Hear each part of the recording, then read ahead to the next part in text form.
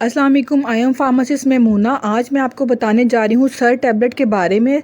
Sir tablet में कौन सा इंग्रेडिएंट पाया जाता है, इसके क्या इस्तेमालात हैं, फ़वाइद, नुकसानात और दुरुस्त तरीका इस्तेमाल जानने के लिए मेरी वीडियो एंड तक ज़रूर देखिएगा।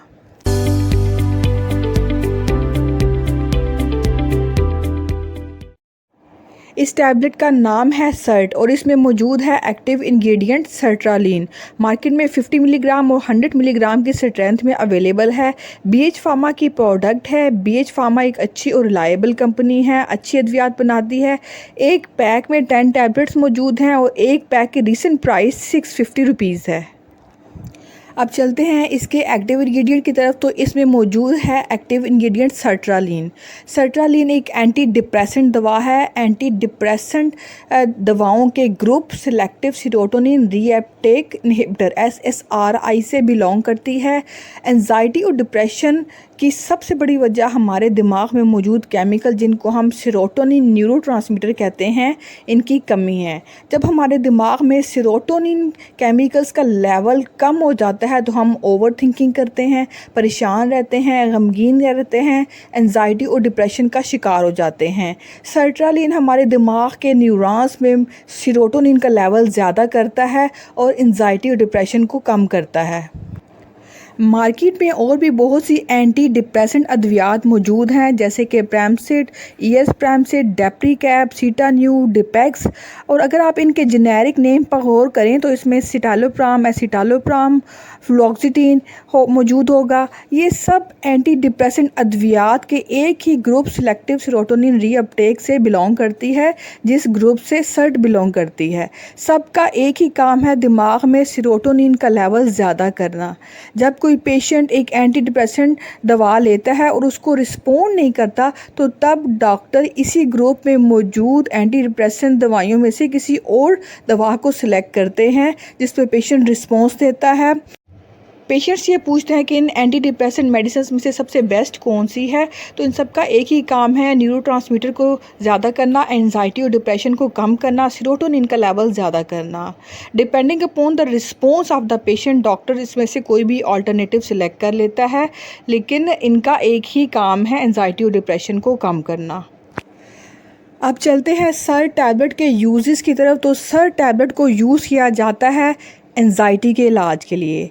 एंजाइटी एक मेंटल कंडीशन है जिसकी सिम्टम्स में गुस्सा आना, ओवर थिंकिंग, बार बार सोचना, खौफज़दा रहना, नर्वस रहना, रात को नींद ना आना, छोटी छोटी बातों पे परेशान हो जाना शामिल है। तो इन सब अलामात को दूर करने के लिए सर टैबलेट को प्रिस्क्राइब किया जाता है।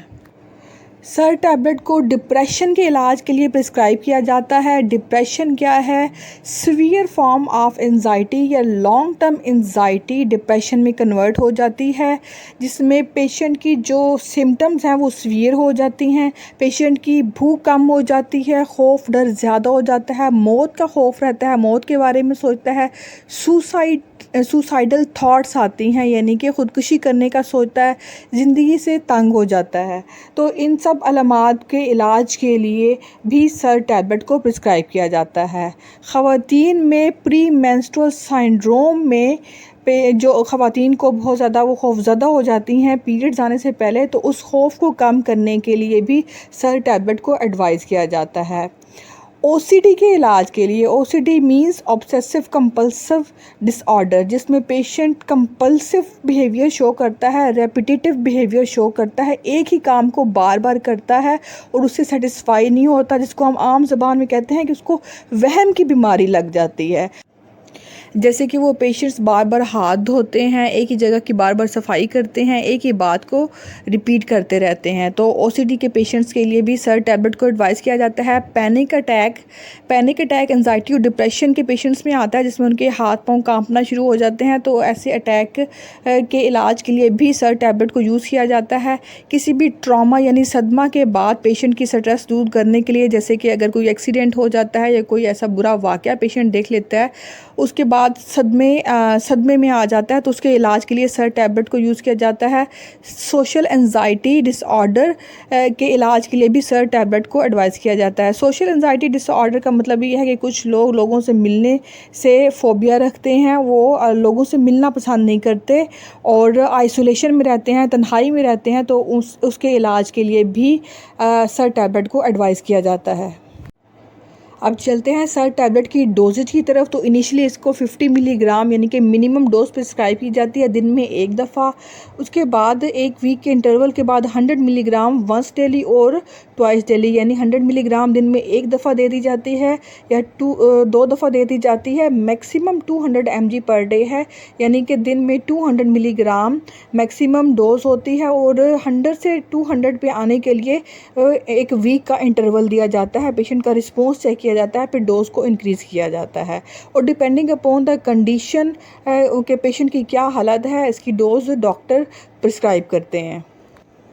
सर टैबलेट के साइड इफ़ेक्ट्स क्या हैं? तो उसके सबसे बड़ा साइड इफ़ेक्ट है गन्नूदगी, यानी कि सिडेशन होती है या नींद आती है।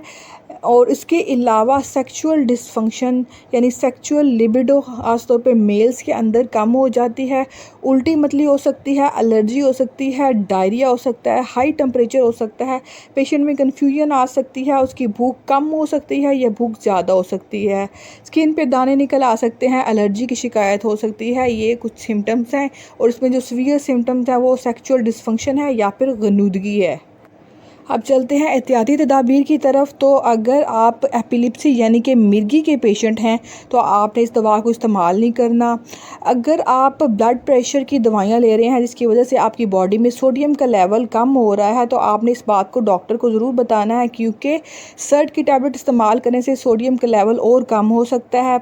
इसके अलावा अगर आप जिगर के मरीज़ हैं तो आपने इसको इस्तेमाल नहीं करना, या डॉक्टर के मशवरे से इस्तेमाल करना है और इसकी डोज को डॉक्टर से कम करवाना है। ओसीडी के पेशेंट्स, बच्चों में भी ओसीडी की सिम्टम्स आ सकती हैं, तो 6 से 17 साल की उम्र के दरमियान बच्चों को आप ये टैबलेट दे सकते हैं। 6 साल से की कम उम्र बच्चों को आपने सर की टैबलेट नहीं देनी।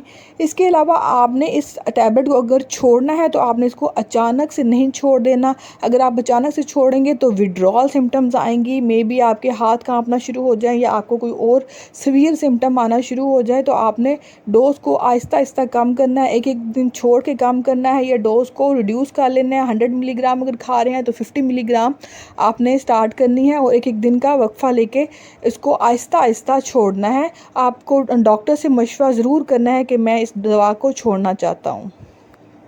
ये थी आज की वीडियो, उम्मीद है आपको पसंद आई होगी। अगर मेरी वीडियो आपको पसंद आई है तो मेरी वीडियो को लाइक करें, मेरे चैनल को सब्सक्राइब करें, अपने फीडबैक से ज़रूर आगाह कीजिएगा। अगर आप कोई क्वेश्चन करना चाहते हैं तो कमेंट बॉक्स में क्वेश्चन कर सकते हैं।